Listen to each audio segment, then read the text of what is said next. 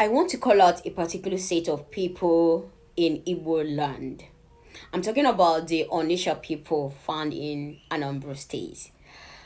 Oh, a little bit nervous and skeptical. I don't know how this video will be received. But I need to do this. We need to eradicate this in our Igbo language. Let's use Igbo language to talk about this.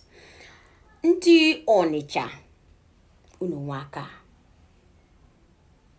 Unu na-agbalị ebe o buru ibu na ebe a na-atụbaghị anya asị ka ekwu karịchadị ndị ọzọ dị iche iche n'ala Igbo n'ịkwalite asụsụ Igbo nakwa ịsụ asụsụ Igbo. Ọ na-ara ahụ onye toro n'ala Ọnịcha na-amaghị ka esi asụ asụsụ Igbo. Mana nnyocha na nchọpụta mmere, ọ bụrụ na ọ dị njọ biko gwakwa mgbazie m olili na ọ bụrụ naanị onye nwere ahụ ka a na-agbazi olu. Achọpụtara na ọtụtụ ndị Ọnịcha na-aghanye ọtụtụ asụsụ bekee ma ha na-asụ asụsụ Igbo dịka gasị na ọ bụ ihe eji eme ngala flex.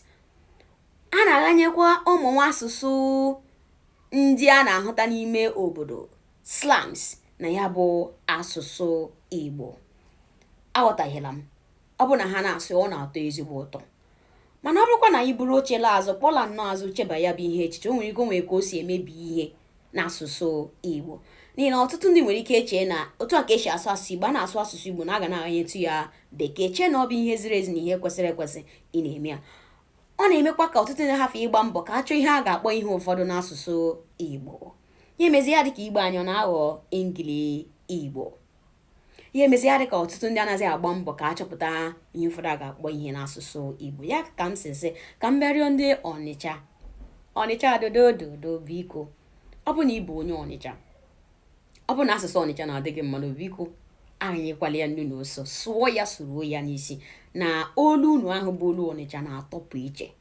Wepụnụ bekee n'ime ya. Eji m Chineke rie unu biko.